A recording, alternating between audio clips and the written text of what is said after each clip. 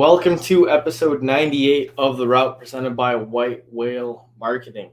The Route is a glorified sports business coffee chat that is a new guest every episode as they share their experiences and route in sports. I'm Chris Renestimento, and let's get started. As always, just a couple things to cover before we get into today's guest. First off, if you haven't already, subscribe to or follow the podcast on social media. If you're watching on YouTube here, top corner at The Route Sports. We're on all major platforms, Instagram, Facebook, Twitter.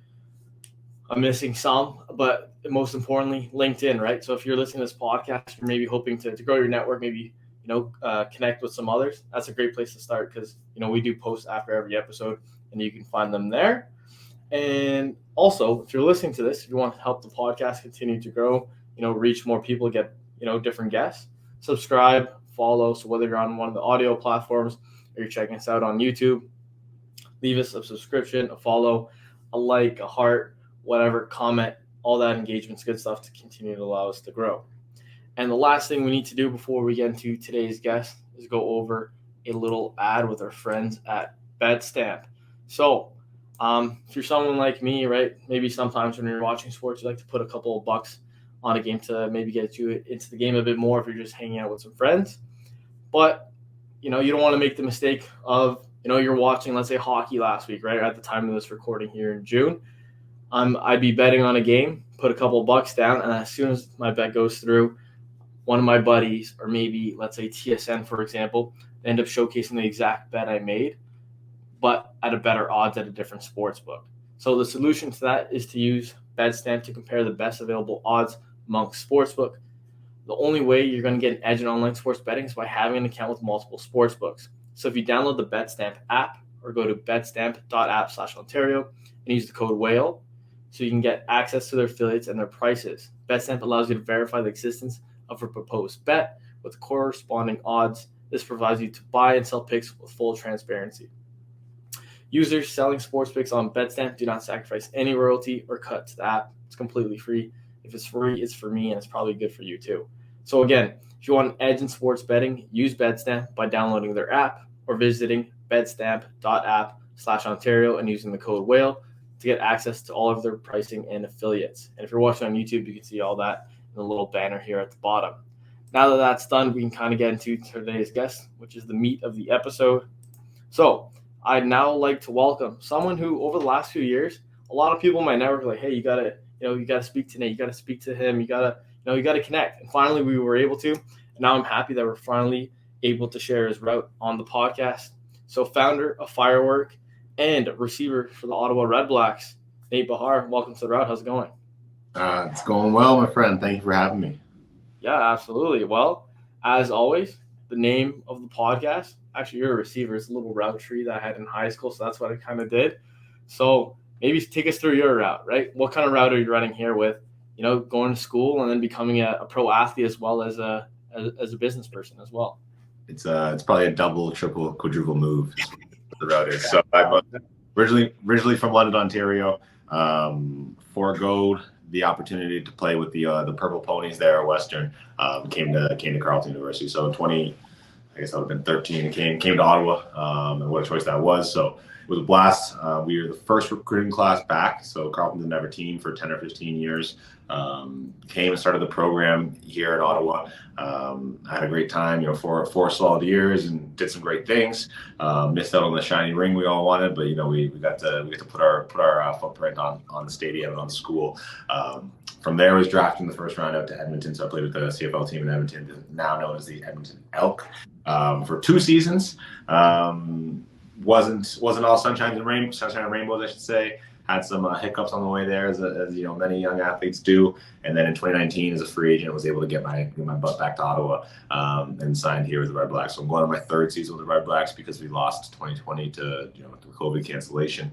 And in the middle of that, after I got back to the warm shores compared to Edmonton of Ottawa, Ontario,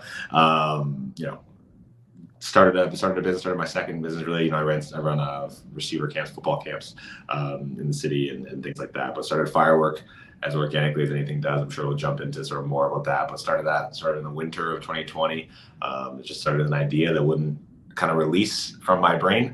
It just had a hold on me. But now, you know, a year and a half, 2 years later, we got some pretty fun brewing, which is pretty great. So here I am. Yeah.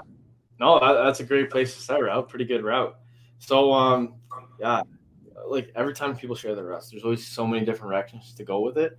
Always like going back all the way to school, right? Because a lot of times, right, I don't even remember what, 17, 16, 18, somewhere around there. You're picking where you're going to go next, right? High school or like whatever your parents sign you up for, that's where you go. So it's almost like your first real decision. You're talking about, you know, not going to the hometown school and deciding to come to Carleton, you know, just down the street from me here. What went to that decision? Was it all football related? Was maybe a little program related? Maybe you can dive into that before we kind of get into it a bit more. Yeah, definitely all football. School was the definition of an afterthought. I'm not gonna lie. Yeah. You know, it was all the recruitment trail, right, of being a varsity athlete or what have you. So, you know, it's spoken to just about every single, you know, every university in the country and, you know, some places down in the US and things like that. And I did a fifth year of high school. And, you know, I did all my visits and everything like that in grade 12. So, you know, my first time around, my fourth year of high school, kind of got through it and was like, well, shoot, no one's really got anything to offer that Western can't beat. So if I don't go, you know, if I don't make my way down to the States, then I'm just going to stay home and go to Carleton. And then, you know, it's sort of the first couple of weeks, I think it might've been the end of the summer. No, it was the first couple of weeks of that sort of fifth year. And, you know, Coach Steve Samara, who, if anybody knows anything about university sports, he's the greatest salesman of all time. Shows up in London, Ontario. No idea what the heck the logo was on his hat. It ended up being the Carleton Crest, because there was no team, there was nothing. You know, he tells me a story about, you know, getting to build something from scratch, and, you know, make something new that you could really leave your, you know, your footprint, your fingerprint, your thumbprint, whatever the heck print you want on, because, you know, it was going to be us molding that out of clay.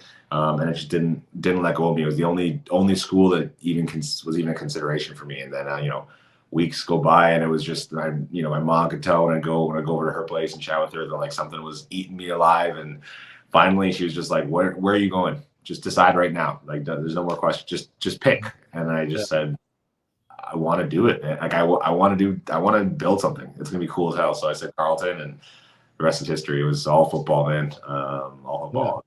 Yeah. Oh, that's awesome. And obviously, you know, youth sports, NCAA is a little different. A lot of times, like for instance, Arch Manning, I think he committed a couple of days ago or a week ago at the time of this recording, all over Sports Center. You know, I've watched videos on it growing up about, you know, recruiting trips, but maybe you can shine light on what it's like, you know, doing a recruiting trip as a Canadian, right? Because that's something a little different that maybe not as many people know about. Yeah, absolutely. My Carleton recruiting trip is kind of funny.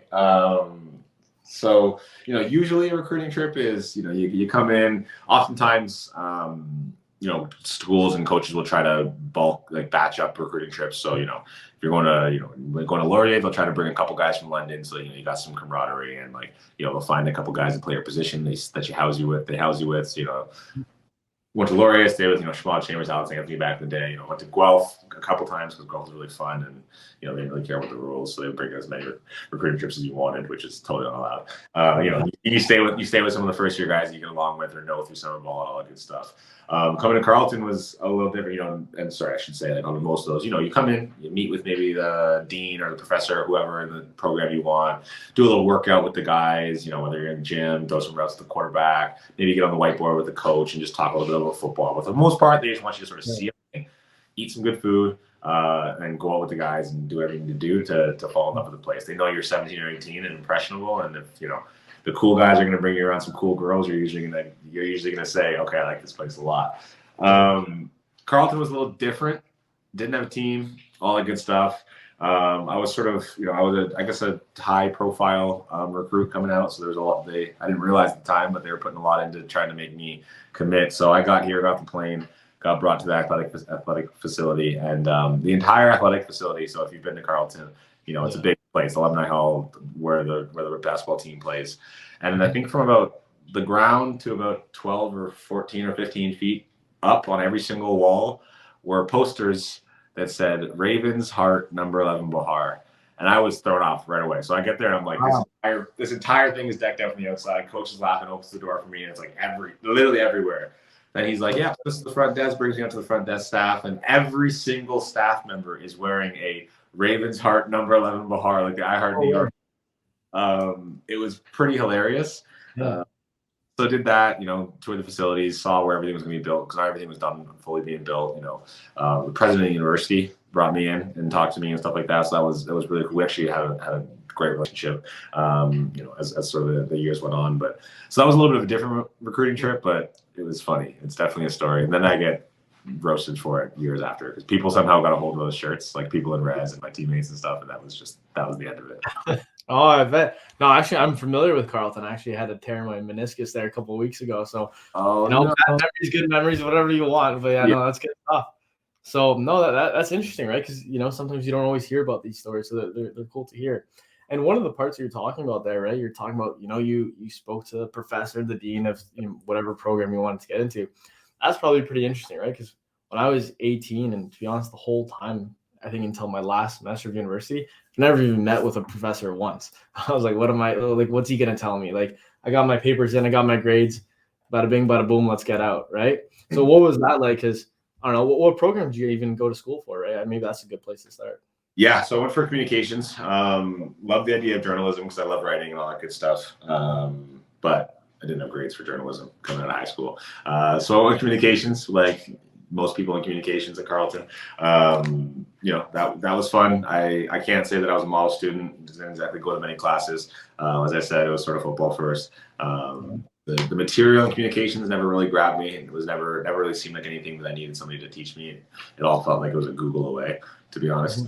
So I kind of just coasted my way through, but still built some good relationships. Funny enough, like I had a speaking engagement with one of my professors who I very literally, and this came up during speaking engagement, spoke in front of at a conference with 1,500 like finance employees and accountants and all that stuff, and came up on there that he only ever saw me once. And we had one presentation in that class, so I didn't go to a single other class the entire time. But he knew who I was. We communicate. We actually follow each other on Twitter and crack jokes and stuff. And so it all's well that ends well. But yeah, it was pretty funny.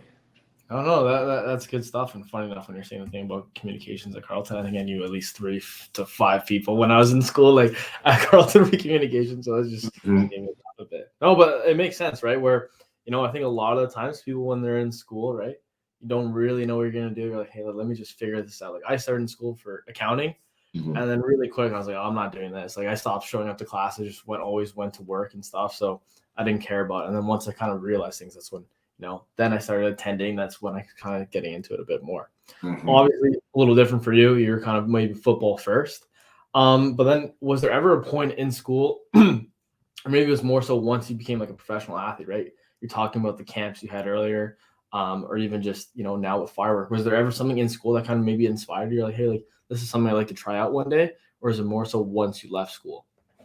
I would say it's mostly when I left school. I definitely always gravitated towards like the classes that I actually liked in school were all philosophy classes, which don't have a lot of real world practicality, a lot of real world application, I should say. Outside of understanding maybe how people and things are formulated and thought, but it really was sort of just after school. I think it stemmed from the same sort of shirking of authority and systems and all that, knowing that like, okay, in the off seasons I'm probably not going to want to work a job where someone's telling me, what to do too much. I bartend and stuff like that every once in a while because that's a little bit easier, a little more free flowing. You just get to chat and I like to talk. But yeah, coming back on my first off season was just like, hey, I know the realities of the world that I'm in, and why not try to find a way to make money outside of the 6 months of the season. So started with football camps because I love coaching, always have loved youth.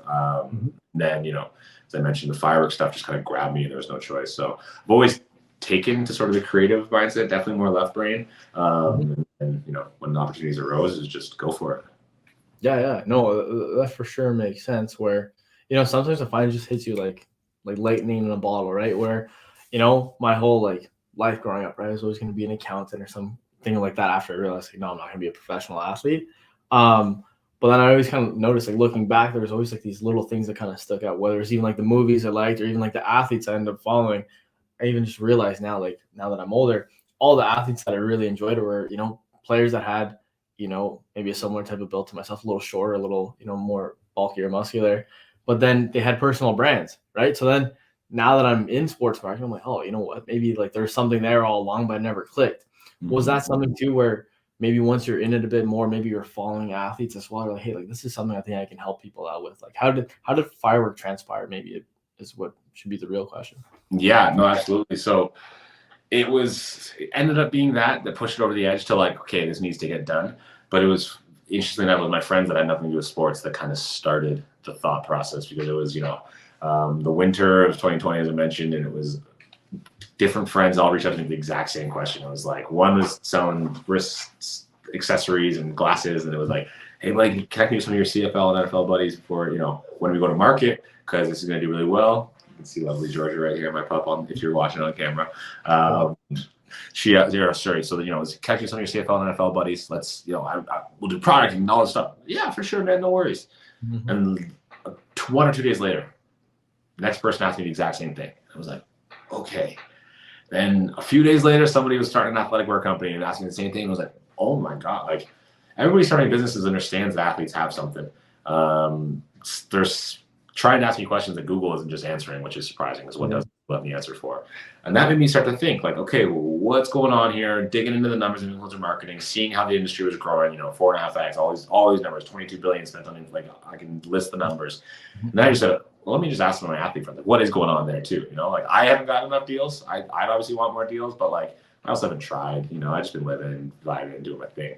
So asking my friends that are good on social media, asking my friends who weren't good, asking my friends who I knew were making good money because they were great athletes, but maybe didn't have the presence, and asking my friends with agents. And overwhelming thing was just like, I want more deals, or I want any deals, and just kind of realized and thought, like, I kind of had, I guess, the positive naivety of being like, meh, I can solve it. Why not? Just a little bit of naivety goes a long way to that sort of start something of like, why not try? What's the worst that's going to happen? So kind of brought the idea to some friends and stuff, and was fortunate enough to like network my way to somebody who was fairly senior over at Shopify. I'd been there for a decade or so, and just he was down to have some coffee, and we chatted, and it was like, good idea. Try and go for a run, see what happens. So I was like, okay, I mean, if the almighty Shopify is saying yes, then I mean, you got something to go for it. So that's kind of where we started. Yeah, no, like, I know when we talked to ourselves, like whether it was a week or two ago, kind of same but different kind of the businesses we're running, where what you're trying to say there, you almost like naively, you're like, yeah, I can figure this out, right? Where, I was, had this podcast when I finished university, and I was like, oh, you know what, like, I can create these different assets like this and an esports tournament. I was getting sponsors for it. Mm-hmm. And then when I was finally like working with athletes, and they're all telling me like, oh, hey, like, I don't have any sponsors. And I was like, wait. I was someone with, no followers, getting sponsorship deals, and then these pro athletes that I watch on TV, they have nothing. I'm like, there's something there, right? So then obviously it's easier said than done. I've been learning that ever since. But no, I definitely get that. And there's definitely like a market for it there, where it's only getting bigger and bigger, right? Where clearly brands want to align with, with people more, right? It's much more dynamic rather than like the static brand of a, I don't know how to say it clearly without being rude or whatever, like just a boring team logo, right? Where it's nothing, right? They're like, oh, hey, like we're blue and white and that's it, right? Whereas a person has so many different, levels to them, they can connect better. They're a real person. You can have some type of engagement, right? So I definitely see that. So what kind of things maybe, probably a better question to even ask, maybe mind sharing what Firework is, right? So the people listening who don't know. Yeah, absolutely. So we're, it first was kind of matchmaking platform for athletes and brands to take part in, social media sponsored deals or sponsored deals of all sorts. So, it's in its infancy. It was as simple as, a brand could come in, post an ad campaign, not unlike you would on sort of Indeed.com, and say, hey, we're looking for an athlete who's willing to do some social posts about our protein company. Here's a little bit about us, and here's what we're looking for. 2 posts, 2 stories, what have you. And then the athletes could jump in and say, I want to do that. Amazing. I'm on the mobile app, throwing a little pitch. They got 500 characters, say a little bit about why they'd be a fit. and then say, hey, based on what you're asking for, I'd like about this much money. And then everything gets handled all there. Brands can see everything with the athlete, they're following all their social media stats, etc. And then that's the core of it. And then moving forward, the matchmaking, we're building first of its kind machine learning recommendation engine to really actually help facilitate the right partnerships, the best partnerships based on not just quantitative data, not just where your following is located, what age group is following you, how old you are, but also the qualitative aspects of who you are as a person, because every human being obviously has their own personal characteristics, but every brand has human characteristics as well. You think about Old Spice, it's funny, there's humor. You think about McDonald's, it's welcoming, it's everyman, it's it's family, and the list goes on and on and on. So we're building an engine that's going to actually bring those two together. Yeah, no, it for sure makes sense. And like we're kind of talking about earlier, that's definitely where things are shifting to. And right before this, I spoke to someone earlier. I think it was another podcast actually that I recorded, which is going to release right before yours. And one of the things they're kind of sharing is, let's say 20 years ago, big companies, let's say like Chevrolet, they were spending $100 million on, let's say, like an NHL deal, right? And they're just going to give all $100 million to the NHL, slap a logo, do a couple of things, be the presenting sponsor.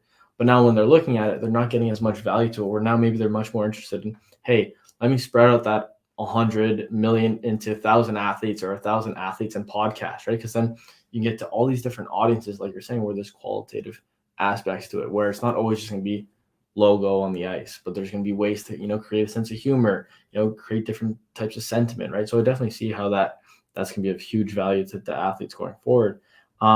Is there something, maybe let's say you're speaking to teammates in the locker room, what kind of things are you kind of sharing to them about it, where, hey, like this is what makes an athlete stand out, let's say on Firework, maybe even in general, right? Yeah, I think one of the biggest things that I always tell them is that their authenticity is more important than anything. Not to throw any daggers at any potential influencers out there, but there's influencers that are real and honest and worth every single penny, and then there's the ones that you can tell, but everybody can kind of tell and feel it's contrived.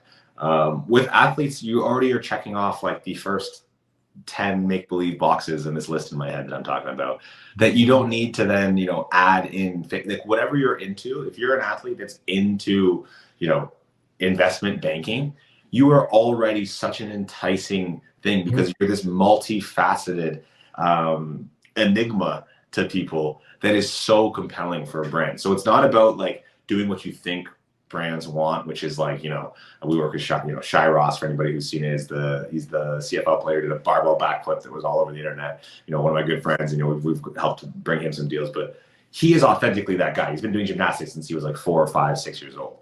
If I tried to go into the gym and just started doing tricks because I was like, oh, some of the brands want me to be, the sick guy in the gym, like it would just be contrived and horrible. And yeah, I'm going to get a couple $100 and maybe a couple $1,000, but there's no longevity behind it. Versus if I, I'm true to myself and, I try to find some brand partnerships with, a creative writing company or, some entrepreneurship podcast or businesses or what have you.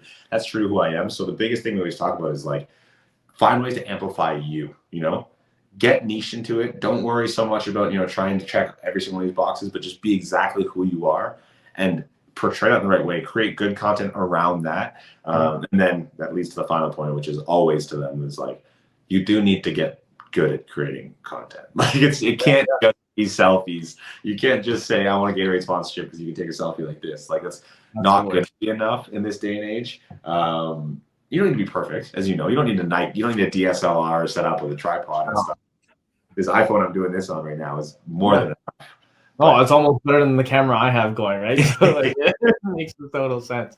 No, but I completely agree with that. And I remember when I was in university, I think one of my professors, we had like a personal branding project. And this is like how this all started, right? And the one thing they said to me that kind of stood out was, a personal brand needs to be personal, right? So when you're trying to emulate someone else, it's not going to come through, right? People can see that. People are smarter than you think.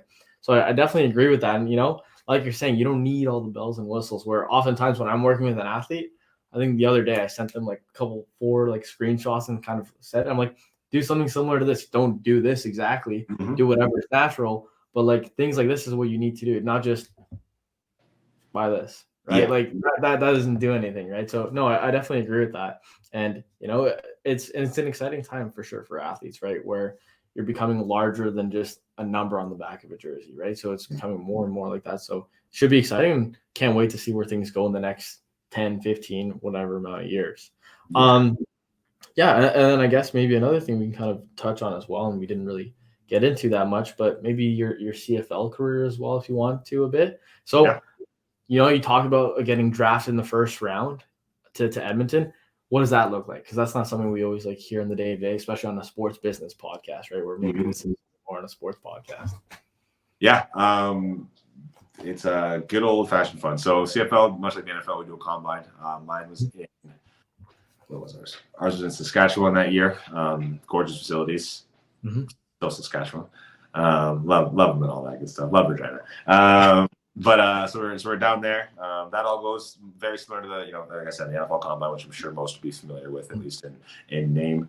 We're running, jumping. One thing we do in the CFL one, which is a little different, is we actually do competitive drills. So we put the pads on for about 30 minutes at the end of everything and do some one-on-ones. You run some cone drills and stuff, which is cool, and run some one-on-ones, which is, super awesome, because sometimes you got Canadian dudes coming back from NCAA, you got Canadian dudes who make junior football, like CJFL, and obviously you have your U Sports, I guess, level, and everyone gets to sort of compete for a little bit. It's not a crazy amount of reps, but it's fun. Then from there, it's, it's the long waiting game, so it's about, I think there's like 3 weeks in between. You usually plan a draft party. You start to feel out where you're going to fall. My agent's calling me and, hey, I had this conversation with this team. Funnily enough, my agent had a conversation with 8 teams out of 9, and we knew exactly where we were going to go with each of those teams. If we got past, I think we knew as soon as we got past, 6 that we were gonna go, like we wouldn't go and slide us, something like that. Agents already kind of talked about everything with them, what we're gonna ask for, contract-wise, all that good stuff. Only team that we didn't know anything about was Edmonton, because they just got a new GM. So draft day for me, we were up. If you're near Carleton, I'm sure you know it. Hometown Sports over on there. So we had a draft party there. Friends, family, everything came out. We had the draft because it's on TSN, had it up on the thing, and my phone's in the middle of the table on loud. And so we're watching, and third pick goes, and then they're about to announce 4th pick. The phone rings, just like every other sports league, right? GM calls you, hey man, how you doing? It's Brock Sunderland from Edmonton. Like, you ready to be an Edmonton football player? Like, you ready for this? Ready to wear the green and gold? And the whole place goes crazy, and then a couple of minutes later, you see it start on TSN, and they announce it, and that's all well and good. So it's fun. It's a cool process. It's one you'll remember. Yeah, no, it sounds amazing, right? That's almost like every kid's dream. And to be honest, I think someone said this once on the podcast. Well, almost everyone in sports, right? That was the initial dream. That's probably why now they're working in sports. So it's interesting to hear that. And I guess, how did that end up transpiring where, coming back to Ottawa, obviously the playing aspect is one thing of it, but, you talked about coming back to Ottawa, obviously went to Carleton and University here. How did that kind of work? And then maybe we can put a bow on it and kind of finish off the last 2 questions. Yeah, so I didn't have a great start in Edmonton. I actually had a contract dispute in my rookie year, which was pretty bad. Not a great way to start. A lot of the vets didn't love it. I don't care. It's all good now. The GM and my agent had a little power struggle. My agent was well known for being hard to deal with, and I think the first time GM over at Edmonton wanted to stick his foot in the ground and say, I'm not going to be walked over. So the athlete's stuck in the middle. I don't negotiate my contract. All I'm doing is taking the person that I trust, and so all that goes. Things didn't go very well in that. We sort of knew that we're going to do 2 years and get out of there, and that was just going to be how it was going to go. So come free agency in 2019, Ottawa was number 1 on my list. It wasn't even close. Like, I knew I wanted to be here. I love this city. This is where I want to live. So Marcel was on the same page, the GM at the time. There wasn't too much conversation to be had. It was a couple of emails back and forth, and then it was just like, let's, agent called me. You found this number? I was like, heck yeah, let's do it. And the rest is history. Getting. I was already here. I was already spending my off seasons here. Doing the easy one, but free agency's fun and scary. Like, it's like, it really goes by tiers. Like, it's similar to most sports, but it's like, the opening days are made for like the tier 1, because everyone's trying to go get that first guy, and then they have their second plan. And like, if they get number 1, they don't have the money for number 2 and 3. So then they go to number 4, and then the market kind of gets set in a cascading effect, which is really, really interesting and sucks to be a part of. I really don't like it. But Yeah. No, I just wanted to ask, like, kind of, both of your routes. Obviously, you have the aspect of you being a professional athlete, but also on the side of, being a business person, because then can wrap it up with, how do you balance that, right? Because obviously you basically have these two careers you're kind of holding or on your shoulders. So maybe you might mind touching on that, because it's obviously a little different compared to most athletes. Yeah, absolutely. I think, where it gets fun is the fact that I'm unearthing the competitiveness of business, which is making it even more fun to dive into, not unlike watching film, game planning for our opponent. We play the BC Lions tomorrow here in Ottawa. We have our competitive analysis. When somebody rolls out a new feature, we break it down. When someone's doing this, this comes out in what have you. It gets all those same competitive juices flowing, which is just so much fun. So, and then in terms of balancing it, it's a whole lot of caffeine and just a little bit of self-discipline, which at this point in your life, if you're still playing pro sports, you probably got at least a little bit of, and it's just like really hammering that down. It's saying, do I need to unwind with 2 hours of FIFA, or can I get another couple of tasks done and play FIFA for 30 minutes and feel pretty good about what I did? And that's really it. It's just like, it's not unlike anything else. It's just saying, hey, what do you want? And for me with the business and stuff, not only do we have investors and people that are in that way, but also like founding team, the people that my teammates and people that are doing this. Like, I have only love for them and for what they've entrusted, and kind of following me blindly down this rabbit hole. And to let any of that go, and to let any of that trust be betrayed would just be like the death knell to myself. And so I refuse to kind of have things fail, because there's people that are trusting in me and want to succeed just as bad as I do. Yeah, no, that for sure, makes sense. A few of the things that you kind of said there, align well with what I was thinking. Funny enough, the way you're saying about FIFA, I laughed at that, because I had to get rid of my PS5, because I was like, I shouldn't be playing FIFA, an hour a night. So I kind of changed that into like walking and listening to a podcast. But FIFA is an addicting game. Absolutely. It definitely makes sense what you're saying. I think you're doing a great job of it. And, I think it's like the perfect time to kind of, sometimes people maybe ask like, hey, like, why are you going to start a business when you're a professional athlete? You're not focused on the sport enough. But to be honest, the perfect timing to, because you have all these people interested in you at this time, and you have all these media outlets trying to find a story. You're trying to find a way to kind of connect and like tell that story to their audience. And then you're like, oh, not only am I, the player, but hey, there's this too, right? And you're kind of just pushing that. So I think that's awesome. And that kind of leads me to the last two questions I'd like to ask everyone, which is, we kind of went over your whole route here, right? We kind of heard about the business. We also heard about your career in sports. Well, then I like to say I'm going to 103 years old. I'm set on that. I'm going to be in a rocking chair enjoying life. But then you get there with me, right? You're in 103. You're in your rocking chair. You're thinking about your career so far, whether it's business, whether it's sports. What's one story so far that kind of stands out, where when you're in that rocking chair, you're like, wow, can't believe I got to do that for a living? Is there any moment like that for sure so far will stand out to you then? Yeah, for now, it's definitely football. It's the fact that, in 2014 or 2013, before TD Place was even built, I was a little office grunt assistant with the scouting department for the Ottawa REBLACKS, just pushing, making Excel spreadsheets.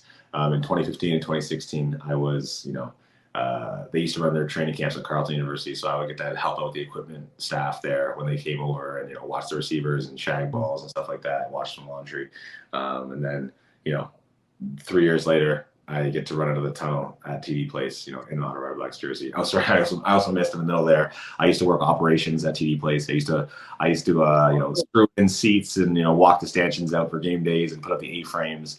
So I'd done sort of everything around it, playing football, trying to scrap our way through, and then getting to actually play and be on that jumbotron in a jersey and stuff. It's a pretty dang cool 360 kind of thing. And we go raise a bunch of money and turn Firework into a powerhouse. I'm sure that'll rally or that'll rival that feeling. But right now it's getting to run out on game day, like I will get to tomorrow, and get paid to do something that for my whole life I did for free with the biggest smile on my face. Yeah, no, that's amazing. And to be honest, that kind of strikes a chord with me there too, where when I was a teenager, I was working at TD Place. I worked there for 3 years. Absolutely loved it. Went to an accounting firm or accounting job, and I was like, this sucks. And finally, when obviously a different aspect, but when I was working with the soccer team, and like going on the field and all that, you're like, wow, like I was working in the parking garage and doing like game day things before driving around in a golf cart trying to set up, whatever else crazy stuff. And then, it's kind of a cool way to look on it. But no, I definitely agree with that, where I can see how that'd be so cool to look at. And then went into the future, going all the way back in time. We're talking 16, 18-year-old Nate. He's one of our listeners, obviously. And, you're able to provide one piece of advice that you now know that you didn't know then. So what's something you're like, hey, I wish I knew this then, and hopefully others can hear now as well. That's a great question. I think it's the power of, networking, and I don't think it's necessarily in like the sometimes overused way or overvalued way, but just like building good relationships and building them authentically and, with purpose. And just always stay genuine. Everybody's got a story and got something, and just learn about people, because you never know, when you're going to be in that tough spot that they're going to be able to, save you from, if you've been able to, provide value for them somewhere along the line. So just give and take. The give and take of life is beautiful, because this is the smallest world that we know. It is tiny, and it's always going to come back around. Yeah, no, I think that's why I like to ask that question last, because I find it's a perfect way to kind of wrap up the podcast. And what you said couldn't be more true. Like the amount of times I run into people, or even in meetings, like, hey, like I know your cousin, or hey, I've worked with someone that or X, Y, Z. There's always some type of connection where you're way closer to people than you even realize. So I think that's a great piece of advice, and something I wish I knew as well when I was younger. But yeah, unless there's anything else you'd like to share, really appreciate you coming on the podcast. Great stuff. And obviously, always enjoy speaking with you. But yeah, unless there's anything else, I just want to thank you for coming on. Thank you so much for having me, man. I really appreciate it. It's phenomenal. If anybody out there has a brand that can benefit from marketing with some athletes, reach out to us. It's the Firework App on Instagram. Or you can always hit me up at Behar11. But other than that, appreciate it. Perfect. All right. Well, that's a wrap for episode 98 of The Route. Also, check out BetStamp using the code WHALE if you want to get an edge in sports betting. And yeah, see you guys next week. That's it for today's episode.